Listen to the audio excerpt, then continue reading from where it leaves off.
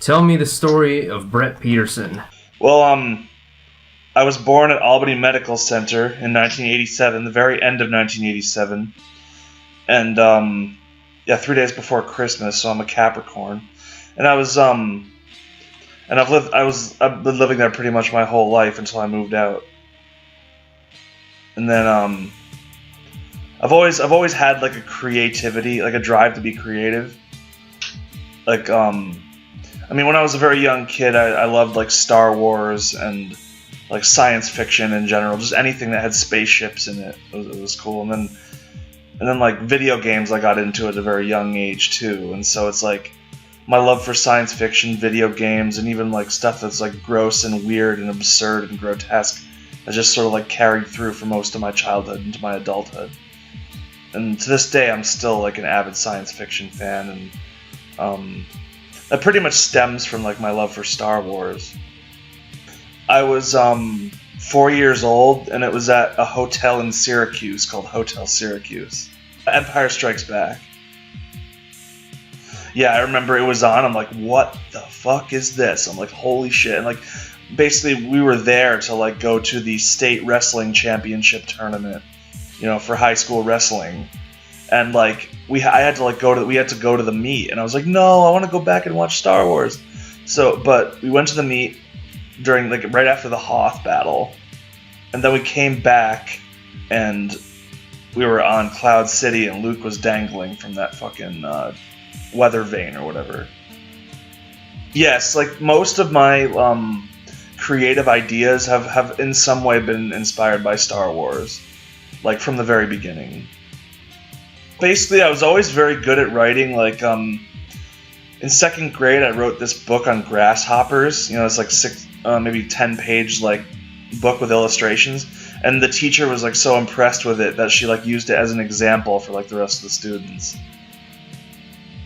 From there, I got into drawing. Like when I was in like third and fourth grade, I wanted to be a comic book artist because I collected the Sonic the Hedgehog comics. And I made some comics like with my own original characters or characters that my friends had come up with, and just mostly drawing and just writing. I mean, I was always writing stories, but drawing used to be a bigger part of it than it is now, which has sort of subsided. But in terms of my current status as a writer, I really feel like I started when I declared a major in English at the College of St. Rose. I lived in the dorms for like one semester, not even, and then like I kind of like flipped out and got kicked out. And then I lived at home, and then I moved back to the dorms. Same thing happened, and I just realized that I'm just not a dorm kind of guy. So yeah, I did live at my parents' house like while I was at college, but that was fine. That was until like I hit 25, and I'm like, I gotta get out of here. And like before I met you and before I got my first fiction story published, I was working as a janitor at this warehouse, and it was like the most miserable job. And a lot of the misery wasn't even the work itself. It was the fact that I just graduated from college, and like I just had no ambition to do anything. Like writing wasn't even a thought at that point. Like I was just sort of like wallowing in the honeymoon period post-college, but then the honeymoon period wore off. Yeah, I majored in English and I minored in writing. And like you just can't find a job with that kind of, to use the degree for that out there. Like, I'll tell you this right now, I'm so immensely happy with the path that I've chosen. Like, it's taken a very long time to get acclimated to, like, not having school. You know what I mean? It's taken me, like, at least 4 years, but I think I've finally figured out how to, like, live and, not need something like school to keep my mind occupied. It's like ripping off, like, like duct tape from your arm. It's like, or like waxing. It's like getting a Brazilian wax. Like, ah. Yeah, it's like you put like a piece of sticky wax on your brain and just like rip out all the brain tissue. Comic book artist was my main idea of what I wanted to be when I was like in elementary school. Then music came a little later, like maybe around a little bit after. But I always wanted to be in a band, and I always wanted to like be a creative force of some kind. Like I've always wanted to have my works in whatever form they might be turned into video games or perhaps movies. Like, because I know that, like, yeah, the drawing was definitely more of a force back in the day, but now, like, I would be so happy if, like, you know, someone decided to, like, turn, like, a novel that I might write into a screenplay, or, like, make a video game based on it. So, but really, if that happens, that'll, like, be fulfilling my childhood dream to a T, because I've always been obsessed with video games as well. Like, the Labyrinth and the Jingling Keys would, like, make a great puzzle game. My dad has taught special education for 30 years, and he retired, like, 3 years ago. And he still, like, does tutoring and subbing every now and then, but he pretty much worked as a special education teacher at a local high school for 30 years. And then my dad's not very artistic, but my mom was always very artistic. So, like, you know, she was an art major in college, and she, you know, used to paint and draw and stuff, and, like, but then when she had children, like, she kind of gave that up and, like, worked for an office job, for a graphic design company. But companies like that have since died off, so she had to, like, get a new job. And now she's at the Russell Sage College as a secretary. But yeah, she was always more artistic, and like, now she does these, like, cartoons with, like, pigs and cats and mice, and it almost looks like Richard Scarry art. But it's like, it looks like children's book art, but it's, like, really meant for, like, sophisticated minds, like, you know, teens or older. She just came out with this book called, like, I forget exactly what it's called, but it's like My Trip to Aunt Millie's or something. Like, because she had this Aunt Millie that she adored, and, like, you know, and she's really just doing it for her family. Like, the family is, like, she's definitely not as ambitious as I am. It's still great that she's, like, finally going back to her root desire of what she wanted to do after all these years. And, like, I feel like she's only been able to do that after the kids all grew up. But for me, that's, like, how I live my life. You know, I don't think I could live any other way. Yeah, it's what feels natural. I feel like my brain is just like a wellspring of ideas. Just ideas that constantly just come to me out of seemingly nowhere.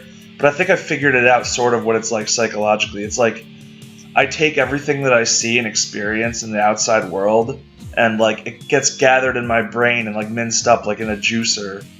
And then it gets, like, poured out into, like, a smoothie, like, through my fingers. And it becomes the writing. Even drawing, it's the same thing.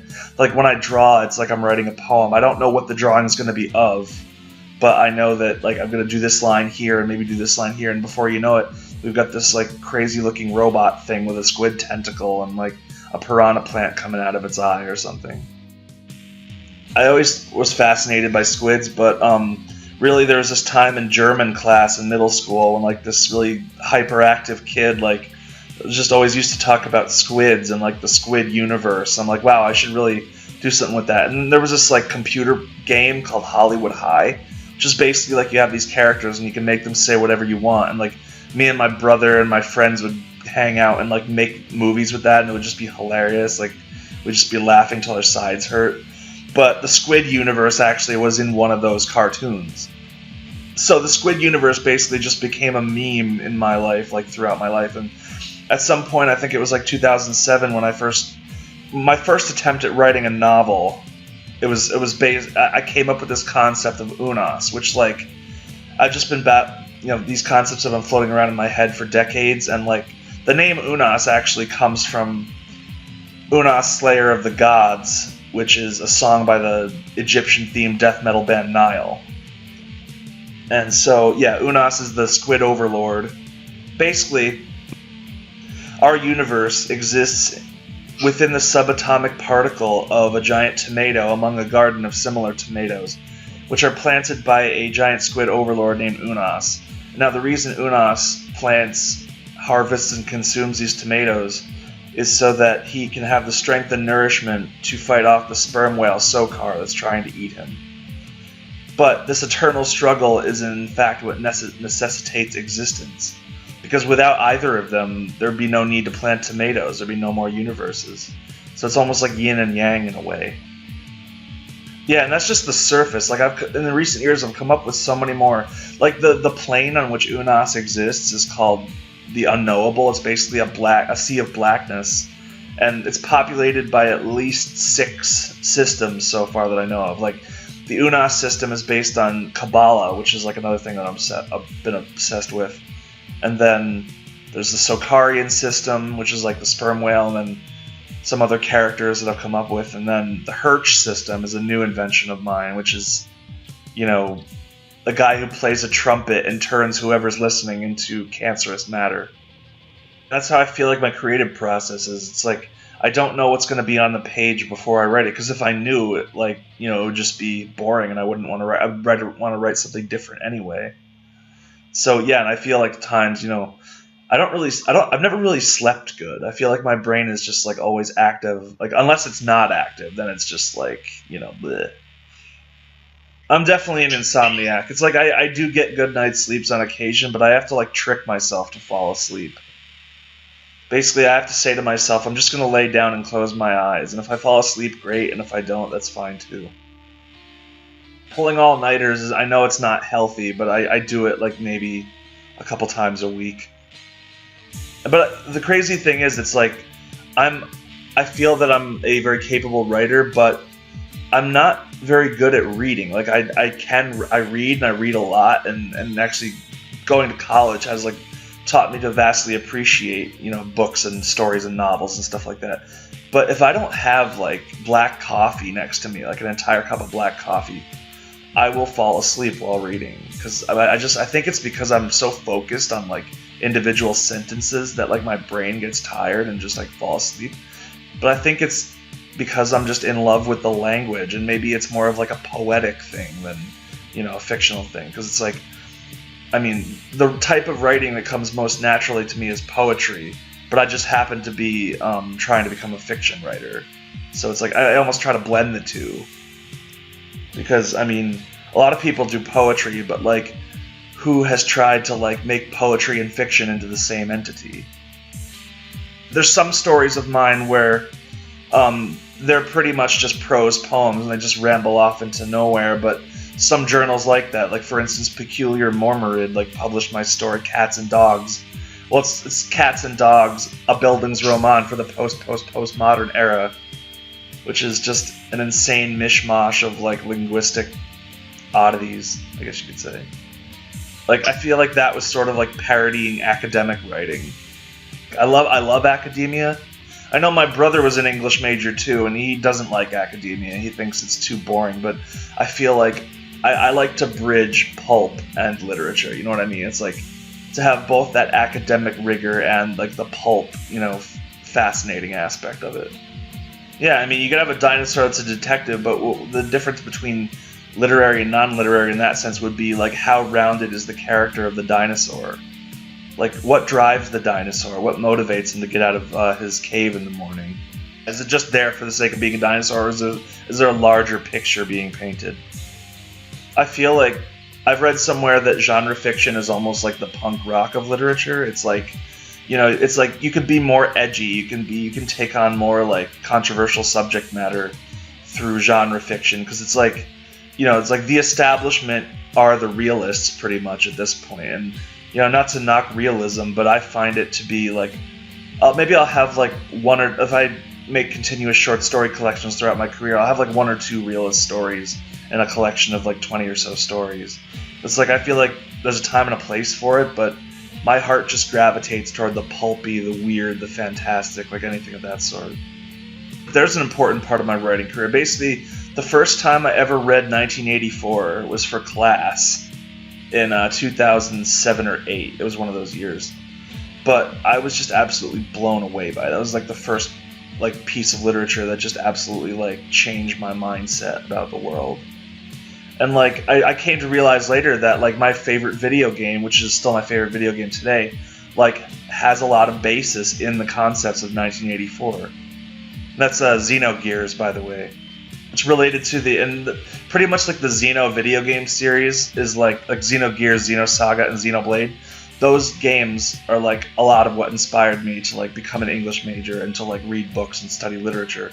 So I wanted to like understand a lot of the concepts that were outlined in these games. Like the games featured very heavily like theology, philosophy, you know, Kabbalistic symbolism, and and like, you know, Freudian, Jungian psychology, and like I just wanted to learn about all that stuff and like what it meant and where it came from. And I've found out a lot. You know, I know a lot more now than I did then. But I go back and play those games or watch videos of those games, and like I still find things that like boggle my mind. It's just, I feel like those particular games are underappreciated, and I think that games with storylines that are that rich like shouldn't just be considered like electronic interactive art. They should be like interactive electronic literature. Like I highly believe that. I mean, Xenogears, the first one in the series, is it's very linear. But I feel like that it needs to be in order for the story to unfold. Whereas the Xenoblade games are very non-linear, and therefore their stories kind of suffer a bit. I mean, they're fun games, but like they don't even come close to like the level of depth of storytelling of Xenogears and Xenosaga. Xenosaga, like, which all three games were for the PlayStation 2, those were pretty much like playing a movie. Like, if you're into that sort of thing. It's like, I totally loved it. But there's a lot of people who complain, oh, you don't get to play it. It's just, it does it for you or whatever. But it's like, come on, there's plenty of dungeons, there's plenty of puzzles, you know? It's like, just watch and enjoy the absolute mindfuck of a game that it is. Well, yeah, I'm going to admit this for the first time ever in an interview. The band that got me into playing music was Hanson. I shit you not. After hearing MMMBop on the bus like every day in elementary school, I decided, you know what, if Zach Hanson is 12 years old and can play drums, I as a 9-year-old child can play drums too. And so I like took a laundry basket from my parents' basement and like brought it up to my bedroom and took these wooden window rods and just started banging on it. And like my parents got so annoyed by that my dad finally was like, okay, we'll just buy him a drum set. So he bought me this like $200 beginner's drum set. And then from there, like, you know, he was always a guitar player too and singer. So like eventually, like, I mean, not even that long after he got me the drum set, we started jamming, and thus, like, you know, that's like one of the major bonds that me and my dad share is music and playing music together. You know, it's like these songs are so catchy, and like, you know, it's not bad pop music. It's like the pop music of today is so much worse. And not just like standing on stage dancing, but like actually behind a drum set, like this little kid. You know? Like, well, I guess I learned much later that like Harley Flanagan of the Cro-Mags was like 10 when he first started playing in punk bands. If I was to collaborate with someone on making a video game, like I would compose the music, I would like do the character designs, and I would write the story, but then I'd hire someone else to do the programming and all the nitty-gritty stuff. You know, it could just be like, I could probably just Craigslist it, and then there'll be like people who are like looking for writers for video games. Just make an indie game at first. A really good platform for indie games is the PlayStation Vita. Like, a lot of people shit on the Vita, but I'm in the very small minority that actually love it. Because it's really just like a more high-definition, sturdier PSP. They have a lot of indie games like on like the virtual library, and like, you know, a lot more indie games than any other system that I know of. Well, PlayStation 4 has a lot too.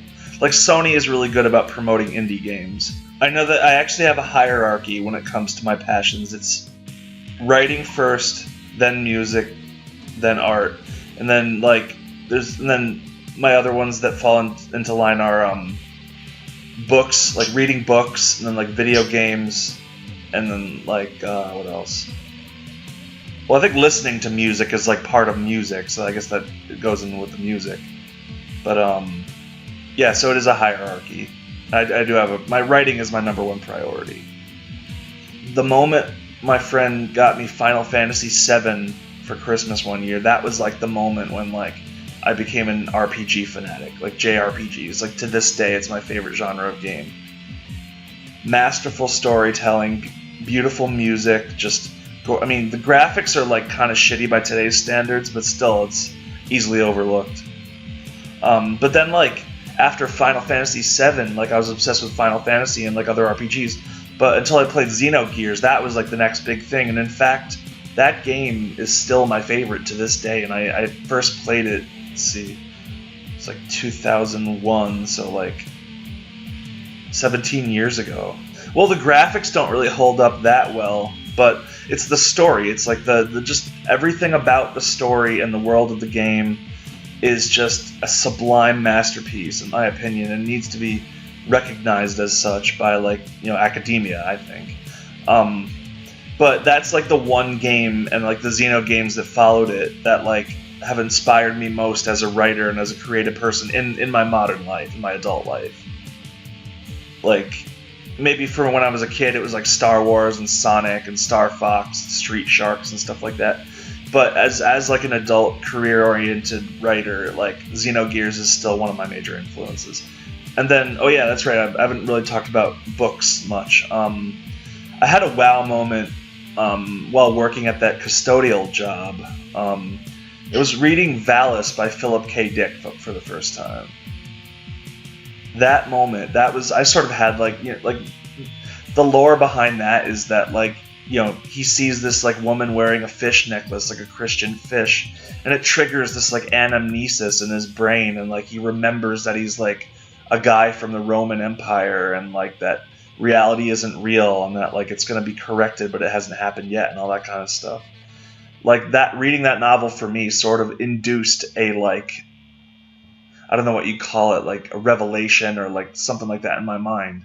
And like I saw that like that job and the organization I was working for was the Black Iron Prison, and that it was just it was an illusion hiding the truth that like the universe is good and beautiful and wholesome, but this ugly reality is like barring me in.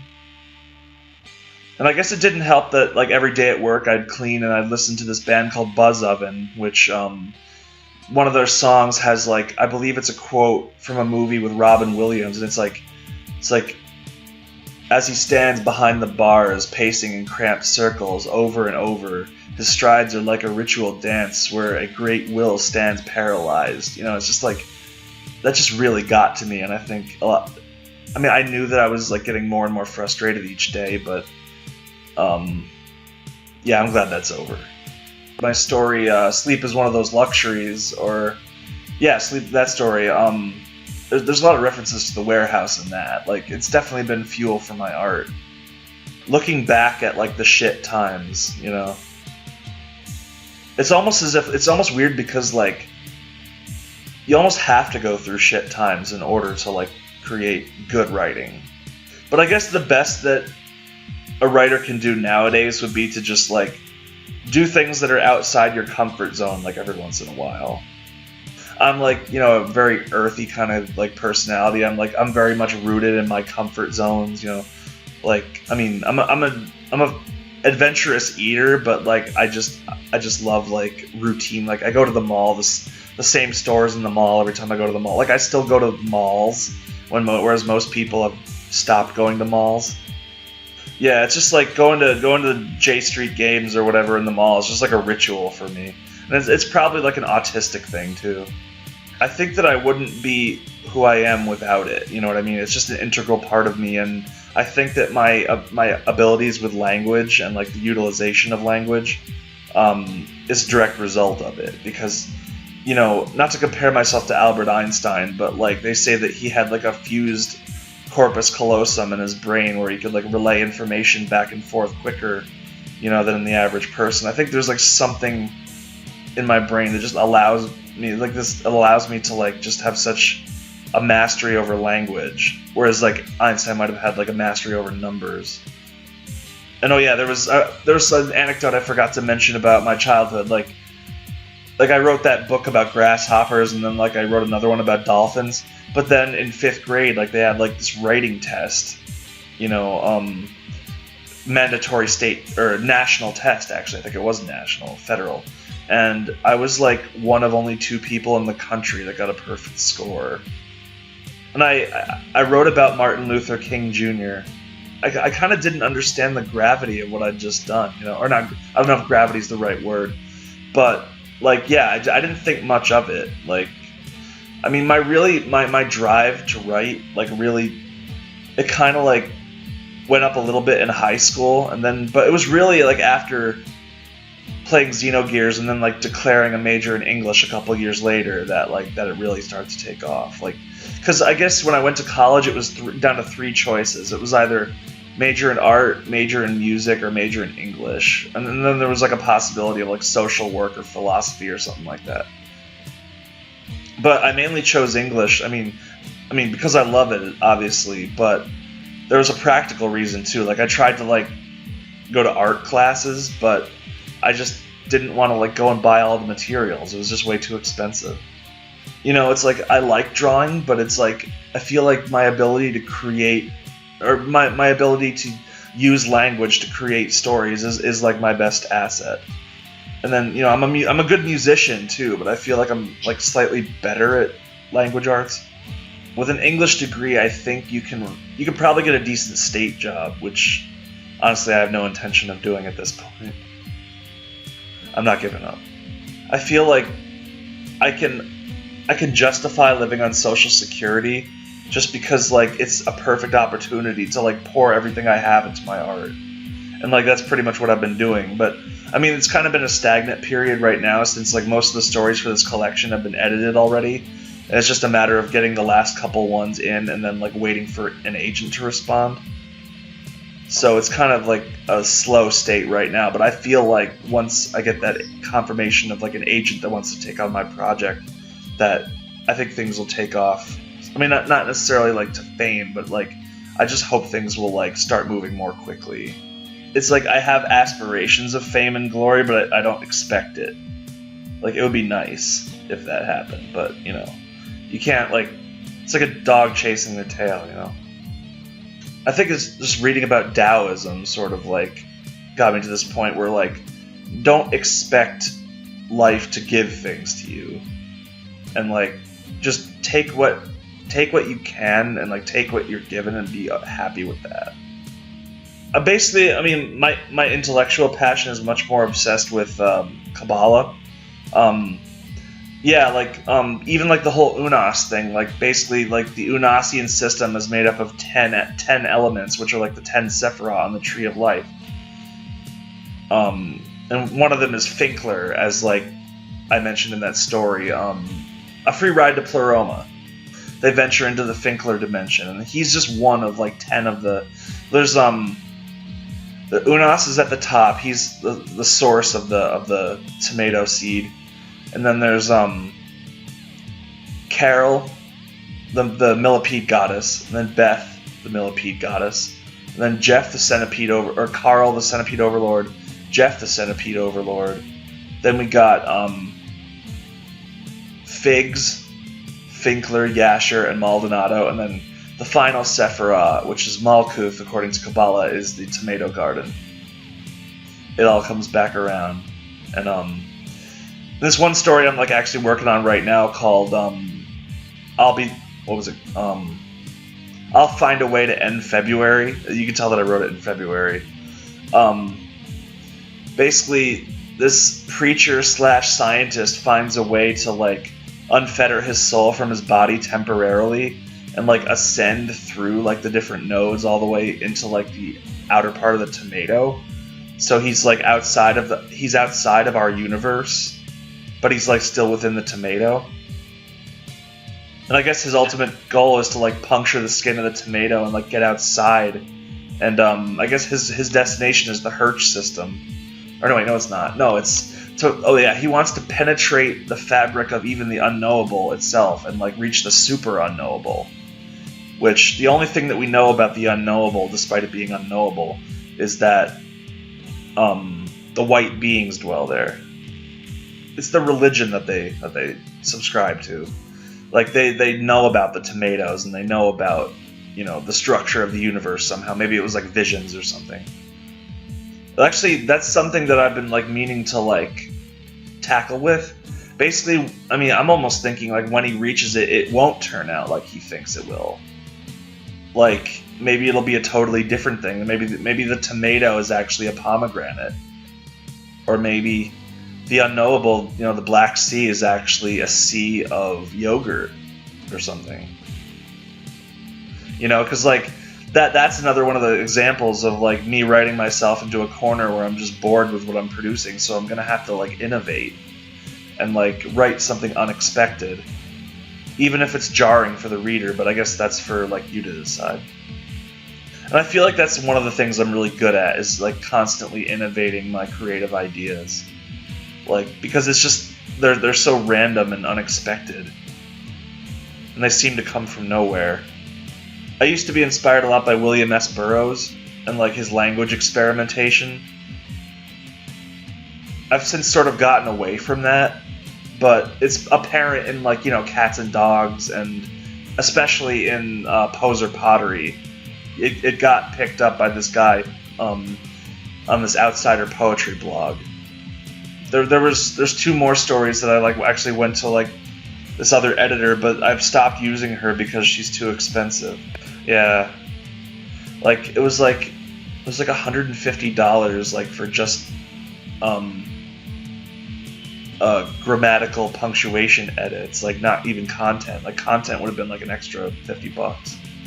I'm hoping that like one of these days, like I can find an editor that will do it for free. I'd be happy to let you edit my stuff for free. I read Naked Lunch, and I can't recall a single thing that happened. I just know that there was a bunch of crazy, fucked up shit that was said and done, and then that's it. Just junk is bad. That's what I learned from it. Don't do heroin. Yeah, you know, I think it worked. I've never tried. Like, the hardest drug I've ever tried is like medical marijuana. That was a bad experience. Never again. Yeah. Smoked way too much, and I ended up like either doing scissor kicks on the floor, like rolling around laughing, or like having my thoughts slowed down to the point where like I could not control how fast my moods were changing from depressed to happy. So it's like I'd be like depressed even though I wasn't depressed, and it was just this horrible existential void. That's probably why me and drugs usually don't get along. Except for alcohol. I mean, I got pretty drunk last night. I feel like it's like, I know my dad doesn't drink, like he chooses not to, and like it's bad for his health. But it's like I feel like I could do these things, but like moderate them, you know. I think that it'll always be like the trifecta of like writing, music, and art. Like art has sort of become very limited lately. Like I don't do art that often. It's not really that high on my list, but like the music I always want to do, because music for me more than anything is like my social outlet. Like that's when I hang out with my friends and, you know, and just, you know, get all my frustrations out on stage and at practice. But then the writing is like more like my career. So it's like you got like my career, then my hobby, and then everything else is like either a hobby or just like something I do for fun. At the moment, I'm pretty much only working on that one story. It's nearly finished, but I've actually been giving considerable thought to starting writing a novel. I have 4 ideas, like 4 arcs that I want to interweave into this novel. And like they're very, I mean, I wrote like a little part of like a story a long time ago, called Chester Chadwick and the Human Soup Kitchen, which is going to be one of the arcs. Like, I don't know if I want to go into detail about it, but it's needless to say, it's like, I definitely have like 4 sets of characters that like, I can pretty much see their motivations and where it's going to go. But like, because the thing is, the reason I'm just deciding to write a novel is because my stories have been getting longer and longer. Now it's like I can't write anything that's under 30 pages. Like I can't write 20, 15-page stories anymore. Because my fingers just keep going and going. Like once I've started, it's like it just goes on and on. And a lot of it is like excellent material, and I feel like the more I do it like as fast as I can, like the better it gets, because it's like more subconscious coming out. And then like edit it later, obviously, but like I love that feeling when like the keyboard's on fire and my fingers are going a mile in a minute and I type out like 5 pages in like 20 minutes or less. Which sadly I don't have that often. It's like I find that I don't write nowadays nearly as much as I used to, but it's like I feel like I can only focus on so many things at a time. Like getting this first book out is like my number 1 priority. I feel like once that is out, like once the book is finished and it's like there are copies distributed to stores and I have one, to keep, like then I can like be like all out like writing my next project mode again. But in the meantime, I'm just like working on a little bit here and there. It was like me and my first album. Like I've been recording solo albums since I was like 15 or 16. And while I'm doing one, it's like I'm just in the moment and I'm like, creating this album. But then once it's over, it's like time to, maybe like a year goes by and then it's like time to make another one. But I feel like for writing, I want it to be like less than a year. I want it to be like, I want to like write as many novels, try to write as many novels as Philip K. Dick did, which is sort of like 50 something, Or I might not be able to do that much, but at least I can try. And I feel like his prose is not that great, but it's almost like his style of crafting novels has definitely seeped into my mind. Like having sort of these like arcs of different characters that like switch every other chapter, and they'll just combine. It's almost like taking 4 short stories set in the same world and combining them into a novel. Yeah, like I'm pretty sure The Matrix never would have been made without him. Yeah, like him and then William Gibson, who I actually met. Yeah, I saw him read like back in 2015 at this college RPI, and I actually asked him like, do you think that any video games could be considered literature? And he said no, but he thinks they might be considered art. But the thing is, I think he's of a different generation. He doesn't know about video games with like really incredibly deep storylines. And I think that, I actually don't know that many people at all that take these video game storylines as seriously as I do. It's like maybe there's something to that. Maybe I could like publish an academic paper or something, like, what's the term? Like, glorifying the concept of like the video game as literature rather than just art. It's like the game is...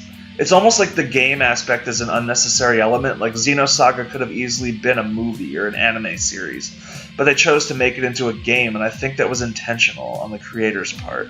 I think that it's like the puzzles in the game, the combat system in the game, the dungeon exploration, all of that is just, it ties into like the struggle to like just figure out this crazy world and just to see the story unfold.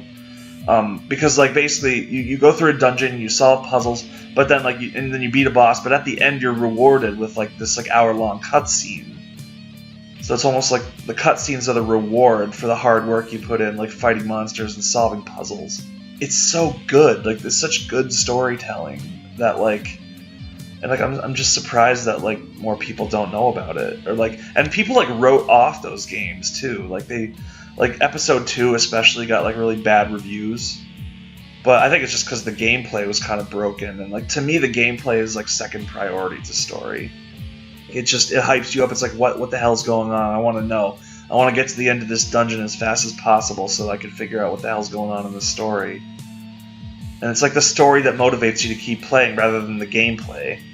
I feel like there could be an art to that. It's just, I think that the creator of Xenosaga, like I've read that he tried to squeeze so much of his ideas into video games that they ran out of money and like the projects would fail and have to be canceled. That had a big thing to do with it. And I think that nowadays people are more aware that like games can be done this way. And so I think I'm hoping, crossing my fingers, that we'll see a resurgence of games like Xenosaga and Xenogears, just like games that are like a story with a game attached to it as opposed to a game with a story attached to it. Any game that I end up creating, like I'm personally not a fan of MMOs, but I mean, like I'd like to see any game that I'd like to have at least some say in like the gameplay aspect too. Like if somebody's programming it, like hopefully they'd take my suggestions in terms of like what kind of battle system, what kind of like item system, and like all the gameplay mechanics. Because I mean, I might just say, like why not just make like an old school turn-based RPG? There's still a market for that. But Daddy, this is boring. I want to play God of War. Plug in the original Zelda and be like, these were video games back in my day, son. Well, basically, yeah, it's pretty much the music or the writing, the music, and the art. It's like, after this book, it's like I think I might want to go into writing a novel, and then like my band is always looking to do new shows and like record. I want to record another studio album. I want to go on tour, which is something I've never done, and it seems like we're in the best position to do that now than ever because my last band, as you might remember, was Dynamite Pleasure Chair, and they sort of fell apart because there was some cocky attitudes going on. And I feel like with this band, we don't have as much of a risk of losing fans because of attitude. Like, I would try to treat my fans with respect. Yeah, because DPC was very jokey, but this is like serious musicianship. Well, basically what I do is, like, I write and write and write until I can't write anymore, and then I go back and from the beginning just read through it, edit. And then when I get up to the part where I left off, I, like, start typing again and just typing. And I guess that's my process. Like, I meticulously edit the stuff that I write, but in the process, I don't really go back and, like, go over a line again and again until I get it perfect. Like, I just sort of... My best ideas come across when they happen spontaneously and quickly. I edit until it sounds good in my head. Like, I can say that I for one can't find anything that's, like, questionable about it, and I pretty much hand it off to you to see if you can see anything, and you do most of the time. And that's why I love editors, because they can catch things and suggest things that might have not even occurred to me. I mean, I'd like to show it to other people, but there's not that many other people in my life who'd, like, want to read through it. And I feel like I can't trust just, like, any old friend. It needs to be someone who's, like, an established writer, like you. That's what I need, because I never, ever want to be George Lucas writing the prequel trilogy. That's, like, my goal, is to never be that. Yeah, just, like, okay, look at the first 3 Star Wars movies. That's good writing. And look at episodes 1, 2, and 3. That's an example of what not to do. And then The Last Jedi, I think it's not very good, not very well written. I think that's it. I think we're good. Yeah, thank you too. Thank you for all the stories you've edited for me over these past 4 years.